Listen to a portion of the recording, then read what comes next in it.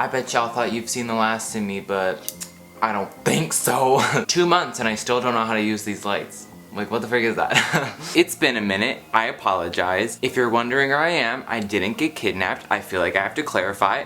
I'm just in my basement, okay? It's fine. I know that a lot of people have been wondering where I am. I think they missed like a whole saga that happened and then it was just kind of confusion from there. So I'll clarify if you're kind of confused as where I was for the past 2 months. I made this video. It wasn't very good and it was a really stupid joke and then people got upset and then I got upset and then I apologized and then everything was fine after that. But I still thought that I needed some time to kind of just like be away from the internet for a while, and on top of that I have a full-time job, so ain't nobody got time for anything. So I'm here now and I've wanted to make a video for the past like 3 weeks, you know, like every single Tuesday would come and I'd be like I really want to post today, but like it's not realistic. I work a full-time job and I have to get up very early and then I get home very late and then I'm dead by the end of the day, and the last thing I want to do is be dead from a long day and then be like, hey, what's up you guys? Today we're gonna be doing a graduation party for my books. Like what? I have 2 weeks left of work, so if you're wondering when things are gonna be back to normal and when I'm gonna be here every Tuesday being able to make a video that's the best video I can make, it's gonna be in 2 weeks. I have like so many video ideas too. Like, let me tell you, when you have 2 months to think about it, your mind works. Like, I'm about to throw my books a pool party. Like, look forward to that. It's coming, guys. So this video, it's not super extravagant, but it's something. So I thought for this video, because I don't have as much time to edit and as much time to prepare and as much space to work with, it's just gonna be a wrap up. I haven't read that many books since we've last spoken. I haven't finished any books since then, but there were a few books from a while ago that I read. Some books that I'm currently reading that I'm gonna keep you updated on. It's just gonna be kind of a catch-up video. Ketchup on my fries. That's what we're gonna be doing today. I have a bunch of books here that how many books have I actually read? I think I've read 3.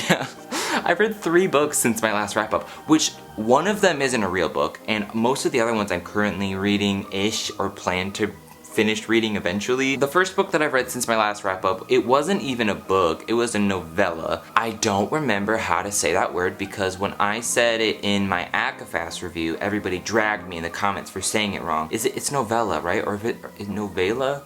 I think it's novella. And I was like, I know how to say it, but you know what the T is for that? My 8th grade teacher taught me to say novella. And I said novella before that, but I was like, oh, my teacher says it's novella, I've been saying it wrong. She played me. I read the first little novella, so sorry about it.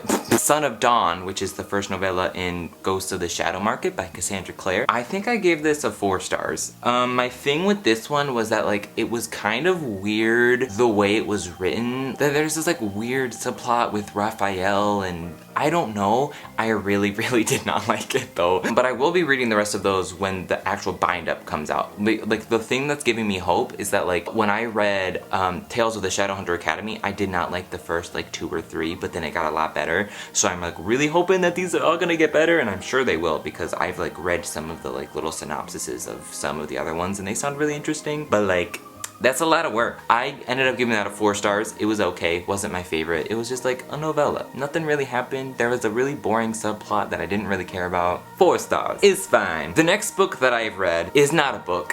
It's a novella. It's a novella, not a novela, in case you were wondering. And it was this one, A Court of Frost and Stop It. I got dragged when I made this book review. I've never gotten as much hate on a book review as I did for this one, which I feel like is something to celebrate because like, what the frick? I've always said this, but the Sarah J Maas fandom is crazy. I ended up giving this a 2 stars. I feel like it was really unnecessary, and some people say it was necessary and that it did bridge a gap, and if you felt that way, good for you. I think I felt weird about it because it felt like an epilogue, and because it felt like an epilogue, I didn't understand why it wasn't an epilogue. Why wasn't this just an extra 50 pages at the end of ACOWAR? Why wasn't it just the beginning 50 pages of the 4th book? And that's why I think I had a hard time with it, because it was like, yeah, it's fluff, and yeah, stuff is happening, but I'm still like, what's the point? You know, like that's how I felt. If you want like 25 more minutes of my thoughts on this book, you can watch my book review. I would say if you love the characters and love the story, just go into it and you'll like it, but I went into it and I didn't like it. I'm a huge fan of the other books, and I really did not like this. I'm holding out hope for the 4th book. I hope that there's more promise to it. Where we stand right now, I'm not sure how I feel about it. If you're a huge fan of the series and you've got some time to kill and 20 bucks to spend, go for it. So the next book that I read was a book that I did a vlog for, and I bought this book, and that's Leah on the Offbeat by Becky Albertalli. This was a really, really hyped up book. It came out a few months ago. It was really, really hyped up. It was really exciting. It was like this follow-up to Simon versus the Homo Sapiens Agenda, which I was a really big fan of, and I was really excited to read this. I ended up giving it a 3 stars, which I was kind of shook by because I was like, what?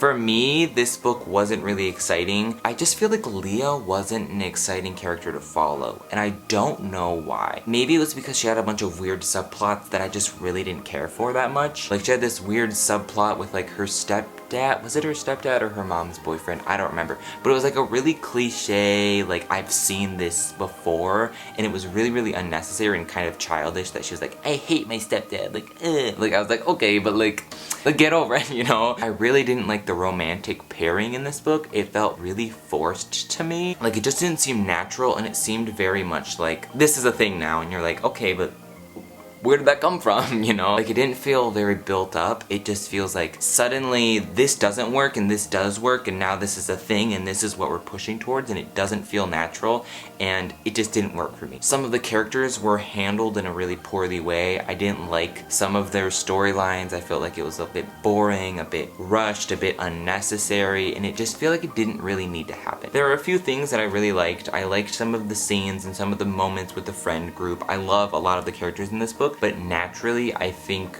because so many things didn't work for me, even the good moments kind of felt weird because of the other things that I wasn't enjoying. So I really did like this book in some parts, but I feel like the way the characters were handled and the way the romance was built was really, really off to me and not something that I enjoyed that much. If you're a fan of Simon vs. the Homo Sapiens Agenda and you want to follow up with the characters and see where they're going and what's going on, I do recommend this book. I didn't dislike it. I did really enjoy this book, but it was just like a 3-star book for me. Nothing more, nothing less. That was just kind of it. So those are all the books that I've actually read, but I have started a lot of books and not finished those books, and I'm probably gonna finish them eventually.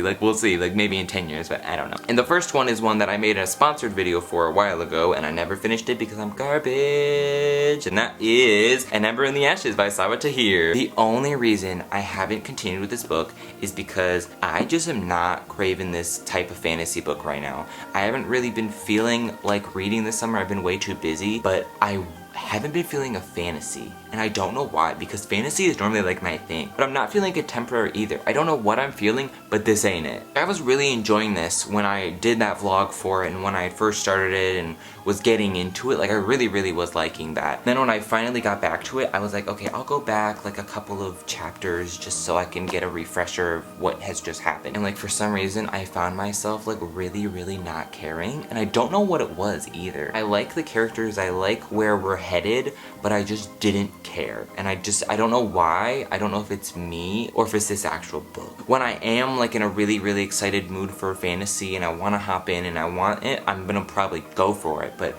right now, not feeling it. I don't know why, but I don't know, but I'm not reading it, and it's fine. I don't want you to feel like I did a sponsored video for it just for the money, because I really did want to read this, and I really do still want to read this, and I really did enjoy it. Hopefully I get to it soon.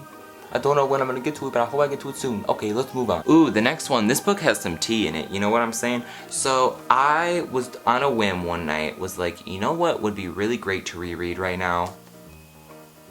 I was like, you know what I'm gonna do? I'm gonna reread all of the Throne of Glass books, because that sounds like a great idea. I did not like it the second time I read it. That is some piping hot tea. That's the tea that I have to spill. I did not like this book. Listen, y'all, I got 60 pages in. Does that mean anything? No, it doesn't. But like, I was reading it and I was getting so annoyed with Celaena. I don't know why, but I was like, just shut up. Just like, what are you doing? I feel like the writing style was weird, and like, I have seen so many rant reviews for this book, and for the longest time I was like, okay, I know where you're coming from, but like, I don't feel that same way. And I'm like, that's fine, but like, you know, like, I don't feel that way. And then I went into reading this and I was like, all those things that people pointed out, they're like really true, and they're starting to annoy me. I'm not just hopping on that thing where I'm just gonna be somebody who hates everything that Sarah J Maas does, because I don't want to be that type of person. I do think she's really talented, and I do think that she has some stories to tell, and they're good stories to tell, although they do have some problems. I think that they do a lot for a lot of different people, and I'm not gonna try to invalidate that. I didn't like it, and I'm hoping that maybe it was just because I was reading some expository stuff and not like the big exciting assassin stuff. You know what was something that annoyed me the most was the fact that so many of these sentences had exclamation marks. I don't know why, but that's become like a pet peeve for me, because like my writer brain immediately assumes that like you're saying it in like an excited voice or something, so she'll be like, this is just the worst, and it's like it has like exclamation mark. I'm like, what? Why are you saying that like that? Like, I don't know what it is about the exclamation points, but I'm like, shut up. Like, I don't know why, but it makes the writing seem like really childish to me, where I'm like, why are you excited about that? Like, why are you saying it like that? Like, I don't know, but it's tea. I'm probably not gonna finish that reread, because I feel like if I do, I'm gonna not like the rest of the books, and I'm horrified for that happening, because I feel like I've invested so much time, and the last book is on the horizon, and yeah, I'm 2 books behind on the series, but like, I wanna finish it. I'm just scared to read Empire of Storms, because I feel like if I don't like that, then like, what was the point in reading the other 10 books? The next book that I have to talk about is a book that I started a while ago, and it was a book I was really excited for. I got like 100 pages in, and I was like ready to be committed, but unfortunately summer happened and I was not ready to be committed because I ain't got no time to commit to it. And that's Children of Blood and Bone by Tomi Adeyemi. I want to read this book so bad. I read the first 100 pages, it was so good, and I was so excited to read it, and then I didn't have time to read it, and I was so mad. If you haven't read this book, I really recommend it. I feel like the first 100 pages were so promising to me. I can only assume what the next 400 pages are, and I want to read it, and I want to read it at the end of the summer. That's another book that I'm not good enough to finish because I'm garbage and I never finish any books that I start, but let's move on to the last one. I've been reading through it, and it's been like so much fun for me, because like I don't know what it is, but this book like is speaking to my soul, y'all, and that is Useless Magic by Florence Welch. If you don't know her, you probably do know her as Florence and the Machine, and if you don't know, she's like my favorite. And listen, okay, I know that the last time we spoke, Lorde was my favorite. She still is. Back in 2015 when How Big, How Blue, How Beautiful came out, Florence was my favorite artist. Okay, Lorde, I didn't even listen to her music that much, so sorry about it. 3 years passed, and I was like, okay, starting to listen to other stuff, and I fell in love with Lorde's music. I still love it. She's still definitely in my top 2 favorite artists. I just don't know which one is number 1 and which number 2. I think they're just gonna switch off in like which one's my favorite forever as they keep releasing music. Lorde is in the off season right now, but in like a year or 2, she's gonna be on the on season, and then Florence will be on the off season, and we'll just switch off every couple of years. It sounds good to me. High as Hope came out like a little bit less than a month ago, and it's like one of my favorite albums of all time.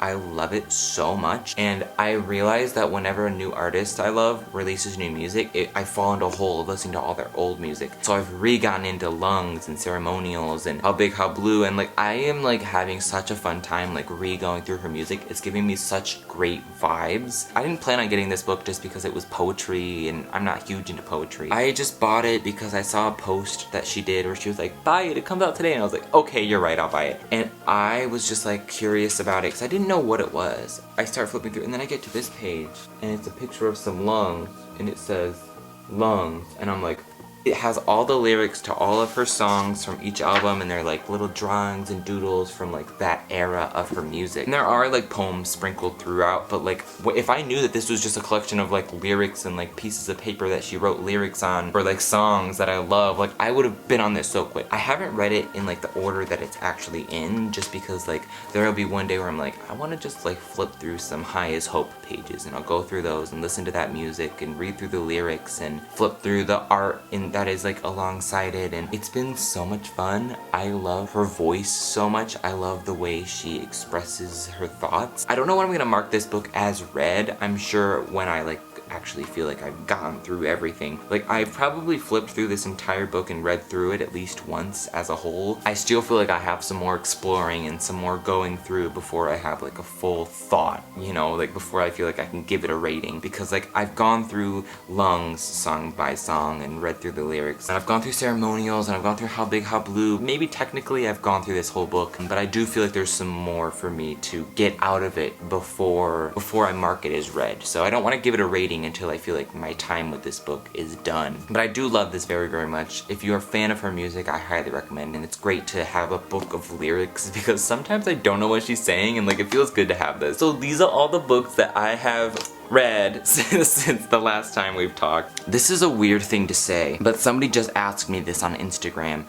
and you know what it is? It's the fact that everybody thinks that I'm Hispanic. You wanna know the tea? Okay, I haven't spilled much tea in this video, but the tea is the fact that everybody thinks that I'm Hispanic. Is that tea or is that not tea? Like, I don't know what it is, okay? I'm not saying this in a rude way, but I am very, very white. And the amount of comments I've gotten this summer being like, wait, are you white? And the amount of people in my life that think that I'm like Hispanic, and I've gotten people who think I'm Hispanic or like from somewhere in Mexico, like I don't know what it is. Maybe it's because I'm very Italian, so like I do get pretty tan, but why does everybody think I'm Mexican? Like I have had friends that I'm like very close with that have been like asked me if I'm like Mexican or like one of my parents is from Mexico, and I'm like I don't care, like, but like I have light eyes, I have like lighter brown hair, like I don't know where that's coming from. Why does everybody think that I'm dark skinned? Like I'm not. I literally got a comment a while ago. It made me die laughing. It was like, wait, are you white?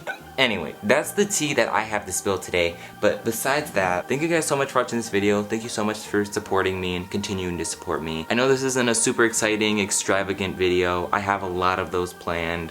Those are gonna be coming in a few weeks, but right now I don't really have that much time to work into those things. But next week we'll be back with something hopefully better than this. I'm so sorry about it. I know that my comeback was pretty boring, but it's fine. But thanks for watching this. Was I not in focus that whole time? See, nothing changes. 2 months doesn't do nothing. I still don't know how to focus my camera. Bye.